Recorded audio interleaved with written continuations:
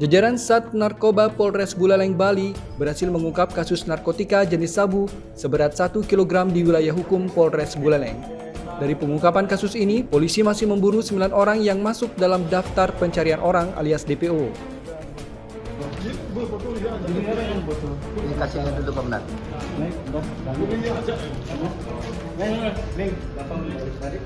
Balik madam ya. Ini juga balik madam.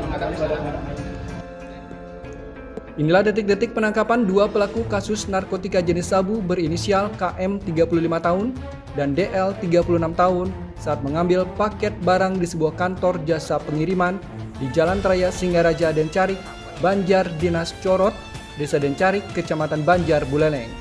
Polisi yang mengintai sejak lama berhasil mengamankan kedua pelaku. Saat diperiksa, ditemukan satu paket berisi sabu seberat 1 kg neto yang disimpan dalam sebuah speaker aktif. Kedua pelaku kemudian diamankan dan dibawa ke Mapolres Buleleng oleh Sat Narkoba Polres Buleleng. Kapolres Buleleng AKBP Rusi Gusman mengatakan penangkapan barang bukti sabu ini merupakan pengungkapan terbesar Polres Buleleng untuk saat ini. Kedua pelaku merupakan residivis dalam kasus yang sama dan pernah terlibat dalam kasus pidana lain. Selain sebagai pengedar terbesar untuk wilayah Buleleng, kedua tersangka juga beroperasi di kabupaten lainnya di Bali. Dari penyelidikan terungkap fakta jika jaringan yang dikendalikan KM melibatkan total 30 orang dengan 9 orang di antaranya masih buron dan masuk daftar pencarian orang alias DPO. Yang dimana pada tanggal 30 Maret tadi saya ralat, pada tanggal 30 Maret 2026 sekitar hari Senin sekitar pukul 16.40 kami mengamankan 2 orang pelaku berinisial KM dengan umur 35 tahun dan DL dengan usia sekitar 36 tahun, di mana pada kedua tersangka ini kami mengamankan barang bukti sabu seberat 1020 gram bruto atau 1 kg neto. Tersangka kami amankan di sekitar Jalan Raya Dencarik, Banjar Dinas Corot, Desa Dencarik, Kecamatan Banjar, Buleleng. S itu didapat juga bahwa dia mengedarkan kepada donker di Polri. Atas perbuatannya, kedua tersangka dijerat pasal 114 ayat 2 Undang-Undang Nomor 35 Tahun 2009 tentang narkotika junto Undang-Undang Nomor 1 Tahun 2026 tentang penyesuaian pidana. Keduanya juga disangkakan pasal 609 ayat 2 huruf A Undang-Undang Nomor 1 Tahun 2023 tentang KUHP dengan ancaman hukuman penjara minimal 6 tahun hingga maksimal 20 tahun seumur hidup, bahkan pidana mati, serta denda dalam jumlah besar. Laporan Pandew Ismail, Buleleng, Garuda TV. Dan dari kegiatan-kegiatan yang sudah Polres Buleleng lakukan, kami berhasil menarik benang dari KM selaku pengedar tertinggi hingga kepada para pengguna-pengguna pengedar-pengedar di lingkup bawahnya. Untuk berapa orangnya tentunya ini tetap menjadi pendalaman bagi kami tidak bisa kami katakan ini adalah jaringan totalnya, tidak. Karena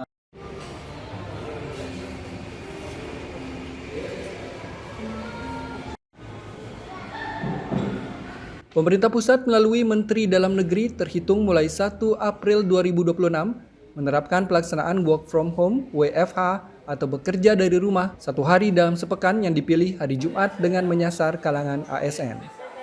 Namun hal tersebut tidak berlaku bagi instansi yang bersentuhan langsung dengan masyarakat, salah satunya Dinas Kependudukan dan Pencatatan Sipil.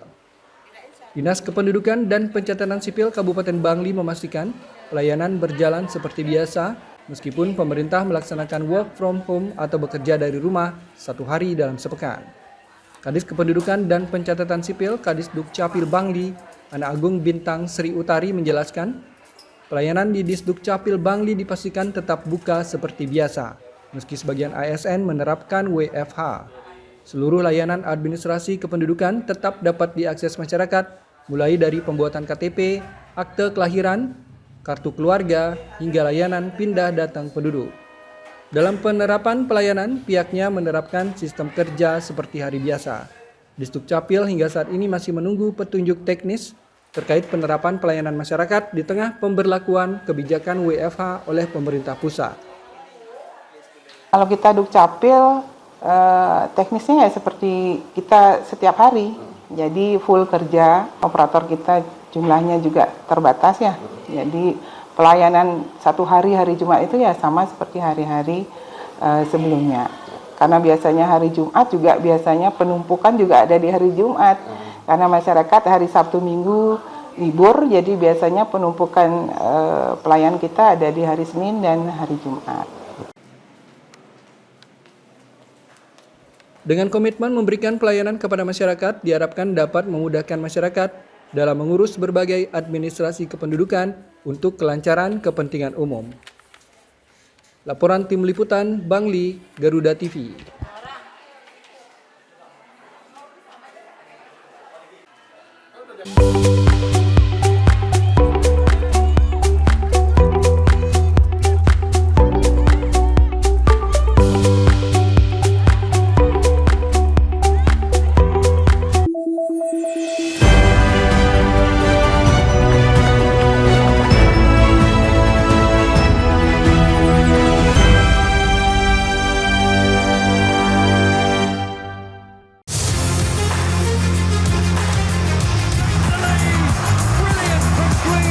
Update terbaru dari dunia olahraga terkini dari nasional dan internasional. Ikuti analisis tajam dan rekap momen epik dunia sepak bola.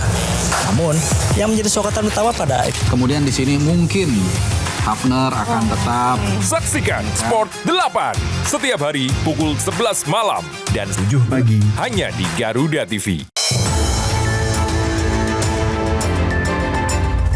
Yang pertama dan paling hangat, informasi yang menemani Anda memulai ragam aktivitas. Dan alhamdulillah sekarang sudah bisa kita lepas. Besok pagi akan dilakukan pemeriksaan medis. Jadikan pagi Anda lebih berarti dengan kabar terkini.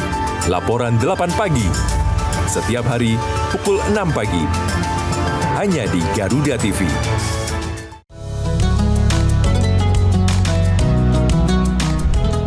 Melalui konsep dakwah santai dan edukatif, mengajak pemirsa memahami ajaran Islam melalui pendekatan ringan dan penuh kehangatan. Atau nanti dikabulkannya di akhirat, nggak dikabulkan di sini. Mengapa manusia tetap harus berdoa? Dari perspektif Islam untuk mempererat toleransi di Indonesia, Harmoni Indonesia. Hanya di Garuda TV.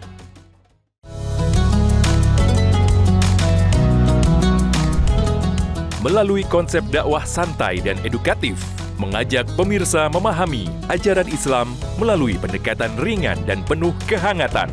Atau nanti dikabulkannya di akhirat, nggak dikabulkan di sini. Mengapa manusia tetap harus berdoa? Dari perspektif Islam untuk mempererat toleransi di Indonesia, Harmoni Indonesia. Hanya di Garuda TV.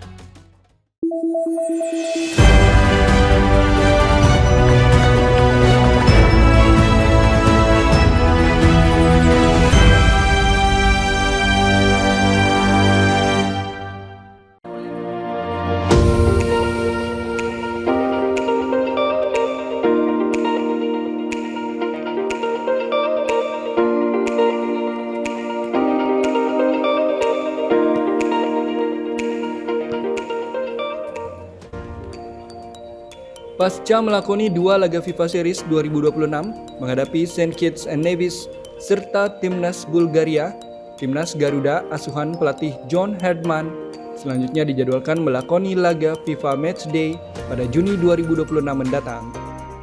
Jelang rangkaian agenda internasional, Timnas Garuda kembali membuka opsi menggelar TC atau pemusatan latihan di Gianyar, Bali. Padatnya agenda Timnas Senior sebagai persiapan tampil di Piala Asia 2027 membuat Ketua Umum PSSI Erick Thohir terbuka dengan opsi kembali menggelar TC di Bali United Training Center Gianyar. Ditemui di Gianyar, Erick Thohir menyatakan siap mendukung apapun yang menjadi program pelatih John Herdman, termasuk kemungkinan kembali menggelar pemusatan latihan di Pulau Dewata. Hal ini beralasan lantaran Bali United Training Center memiliki fasilitas yang representatif. Sejumlah klub sepak bola dari Liga Korea, yaitu Jeonbuk Hyundai dan Pohang Steelers, bahkan sempat melakukan pemusatan latihan di tempat tersebut.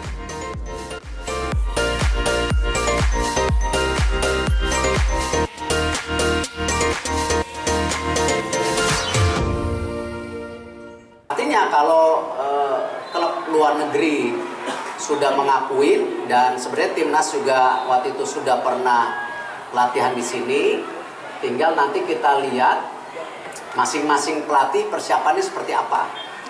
Ya tentu Coach John sendiri setelah 2 pertandingan nanti kan Coach John harus mempersiapkan FIFA Matchday di bulan Juni. Lalu juga yang ditunggu-tunggu yaitu pertandingan AFF di bulan Juli Agustus, ya, dan langsung dilanjutkan FIFA ASEAN yang sudah diluncurkan oleh Presiden Gianni Infantino, yaitu di bulan September Oktober baru November. Nah ini persiapan dan beberapa turnamen yang sedang akan diikuti oleh Coach John dan kita harus dukung penuh.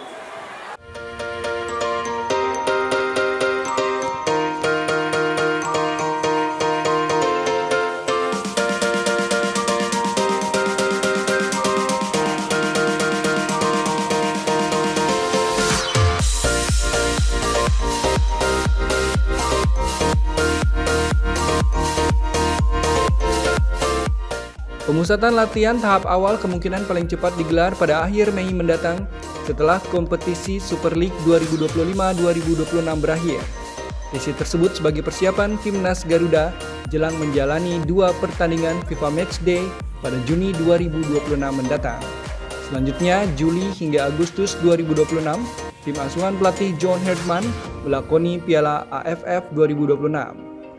Pada periode September-Oktober, Jay Idzes dan kawan-kawan dijadwalkan mengikuti FIFA ASEAN.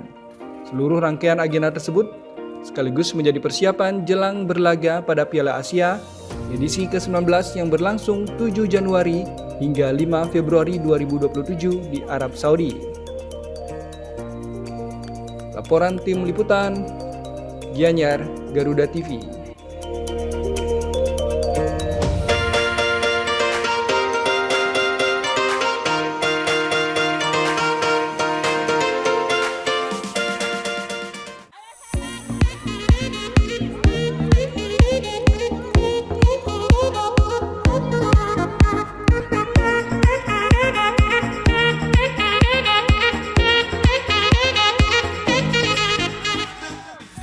Ribuan anak-anak dari ratusan sekolah sepak bola di tanah air dan sejumlah klub luar negeri ambil bagian pada turnamen sepak bola usia dini bertajuk Bali 7S yang merupakan turnamen sepak bola usia dini paling bergengsi dan terbesar di Asia Tenggara.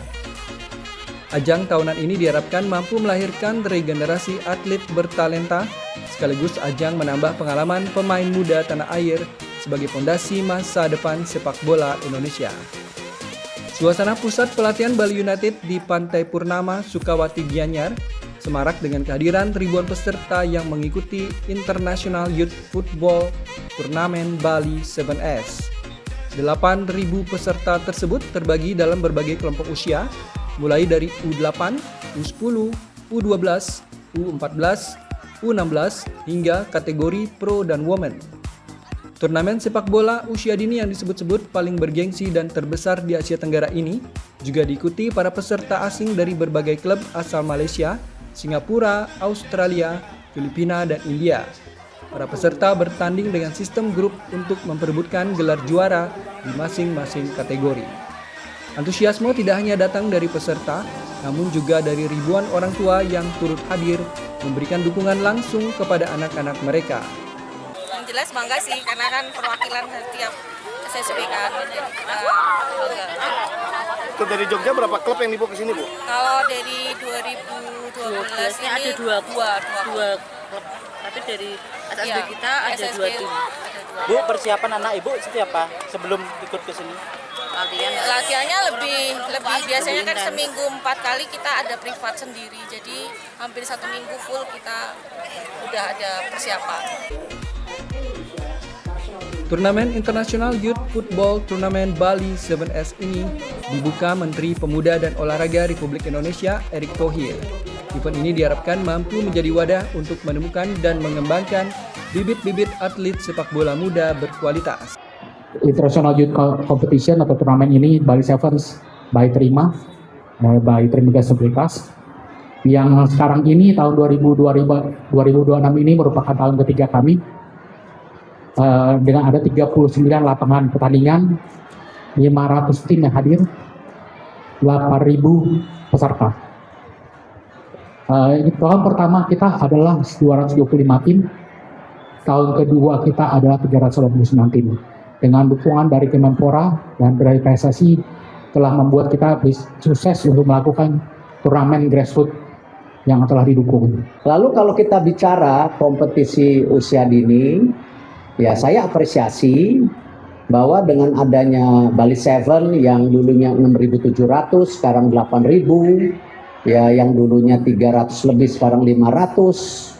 Dari 500 itu ada 32 tim yang dari luar negeri, dari Belanda, India, Australia, ya, lalu ada Malaysia, Singapura, Filipina mungkin, ya. Jadi itu yang saya apresiasi. Penyelenggaraan turnamen ini juga menjadi langkah penting untuk menguatkan posisi Indonesia sebagai destinasi sport tourism unggulan di tingkat dunia yang sekaligus berdampak terhadap roda perekonomian daerah dan nasional. Turnamen ini juga bukti nyata bahwa Indonesia mampu menjadi tuan rumah kegiatan olahraga usia dini berskala internasional dan berkualitas. Laporan tim liputan, Gianyar, Garuda TV.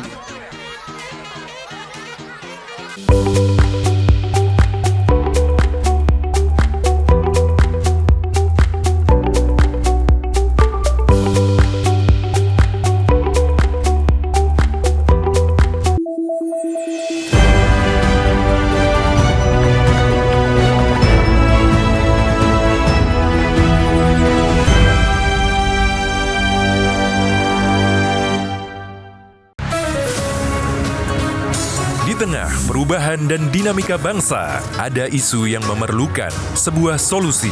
Menyinggung soal SARA seandainya tidak hati-hati. Semua tata kelola penyelenggaraan ya itu harus bersih. Bersama narasumber terpercaya, mengulas topik terkini untuk negeri.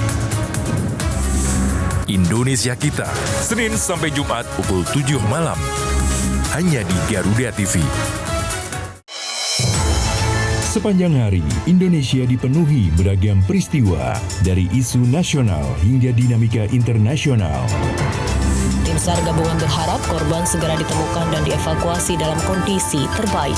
Kami hadirkan informasi terkini, akurat dan terpercaya dalam rangkuman berita malam hari Anda. Laporan 8 malam, setiap hari pukul 10 malam. Hanya di Garuda TV.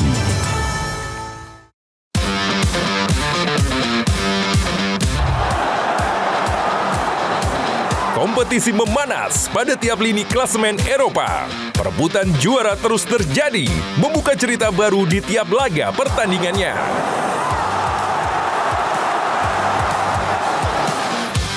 Ikuti selengkapnya dari fakta pertandingan hingga cerita inspiratif para pemain. Kick and Rush, hanya di Garuda TV.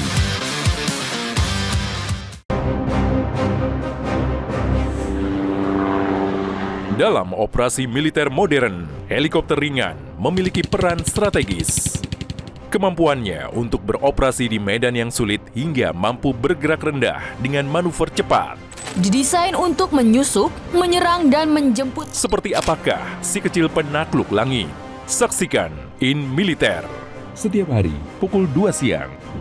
Hanya di Garuda TV.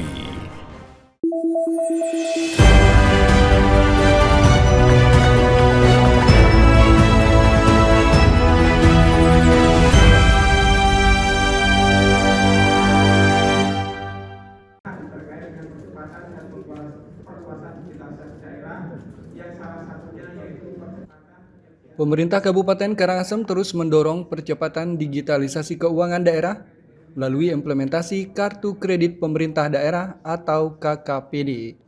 Langkah ini dilakukan untuk menciptakan sistem keuangan daerah yang lebih transparan, efisien, dan akuntabel. Penerapan Kartu Kredit Pemerintah Daerah atau KKPD merupakan terobosan dalam mengubah pola transaksi di lingkungan pemerintah daerah dari sistem konvensional menjadi non-tunai yang lebih cepat dan terukur. Penggunaan KKPD dinilai mampu mempercepat proses pembayaran belanja daerah sekaligus mengurangi risiko dalam pengelolaan keuangan secara manual. Pemerintah daerah menargetkan setiap organisasi perangkat daerah dapat menggunakan KKPD secara optimal dengan menetapkan minimal 2 pejabat pelaksana teknis kegiatan sebagai pengguna. Langkah ini diharapkan dapat mempercepat adopsi sistem transaksi non-tunai di seluruh OPD. Prinsip kan semua digitalisasi harus sebuah keniscayaan ansih harus kita lakukan. Secara bertahap Karangasem pemerintah juga harus memberikan contoh yang baik di dalam penerapan KKPD dengan digitalisasi, dan saya sudah mendorong sesuai dengan arahan pimpinan Pak Bupati, utamanya kita perangkat daerah sudah mulai mempergunakan kartu KKI dalam proses transaksi. Seluruh perangkat daerah juga diminta serius dalam mengimplementasikan program ini agar memberikan dampak nyata dalam pengelolaan keuangan daerah. Pejabat pelaksana teknis kegiatan juga diharapkan memahami mekanisme penggunaan KKPD mulai dari proses pembayaran hingga pertanggungjawaban transaksi. Laporan Ayu Purnamia, Karangasem, Garuda TV.